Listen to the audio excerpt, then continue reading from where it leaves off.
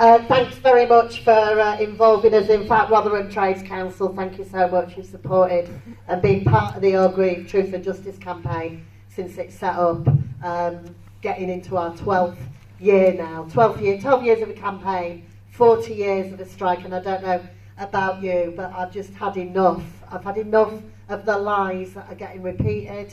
I've had enough of the media choosing and picking what stories it chooses to tell. And I want to say at the beginning, absolute hats off to people who have faced the media, held their ground. People in this room here today, thank you for telling it as it really was.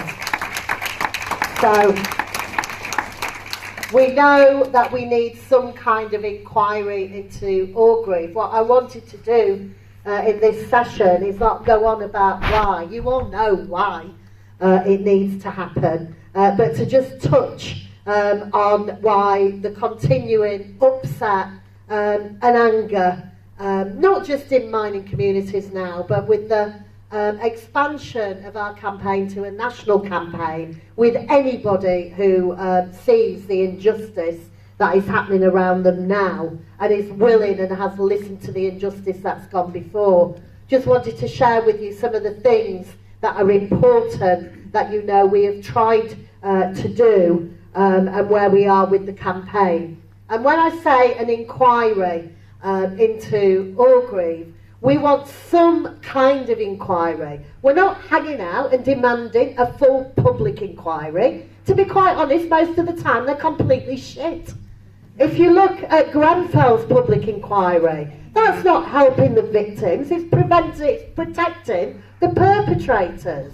We are now several years into an inquiry into undercover policing. We haven't even got to the miners' strike side of that yet. It is not delivering. But you can look at ventures such as the Hillsborough Independent Panel, which did result in getting all the evidence together, going through it, and an acknowledgement to stand by the outcome. And that got the second inquests, and then thereafter justice there. So just bear with me, because it's been quite a journey. So we basically set up in 2012. The 30th anniversary happened in 2014, and as a result of a very long and drawn-out inquiry by what was then the Independent Police Complaints Commission, a report was produced and landed in 2015. It wasn't a great report in some ways, but in many ways it was, because it said there was violence that was excessive by the police. They did lie at the trial, and this report could be the beginning of some kind of an inquiry. As a result of that, Theresa May said, well, if you want an inquiry, ask for one. So we presented a submission to her in the December of that year. In October the following year, and anybody who wonders why we celebrate stuff on Halloween, is because Amber Wood, the then Home Secretary on Halloween, said there would not be an inquiry. As a result of that, we have now looked at what has happened and what we have pressed at, because the Tories keep on saying there won't be an inquiry, there won't be an inquiry. Labour Party are saying we'll do some kind of investigation, being watered down from some kind of an inquiry. But the trouble is that we don't believe we can take our foot off the brake with the Labour Party. We need to carry on, and we continue to hammer home the points of what has happened.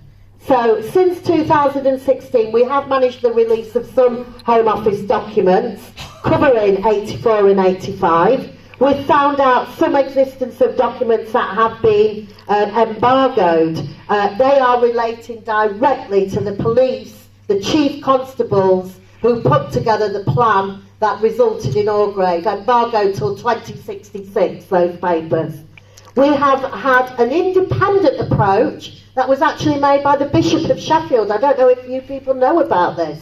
He went to the Home Secretary and said this is still a problem in the South Yorkshire community and beyond. And he was turned down. I think he was a bit surprised, to be honest, but he was refused an inquiry as well. We've also had evidence coming out, as I said, through the undercover policing inquiry that is going on. The National Union of Mine Workers is a direct core participant of that inquiry, and we are going to be starting the hearings on that pretty soon. So all the stuff that was pointed out by Ian about the infiltration by MI5 and so on, that will come under scrutiny. We've got Scotland, who have had their review resulted in a collective pardon. That happened since. And that was supported and voted for by Scottish members of the Scottish Parliament. Tory MSPs supported that. We've also got this position of recent laws and legislation which we have kicked back on. I don't put that forward as an achievement, clearly, but it has opened people's eyes to what will happen if you stand up and protest. Be it Palestine, be it the environment, be it demanding proper justice for historic campaigns. There are now every bits of law out there to try to stop us. The current toxic attack that happened on Friday from the Prime Minister with his ridiculous dog whistling and openly saying that we can't interfere with police operational stuff, but we're going to have a meeting on Monday with the Met Police to do exactly that.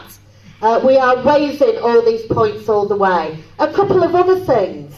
Amber Rudd's friend wrote a book, and what she said is that when she had a dinner party, and this person who wrote the book was there, Amber Rudd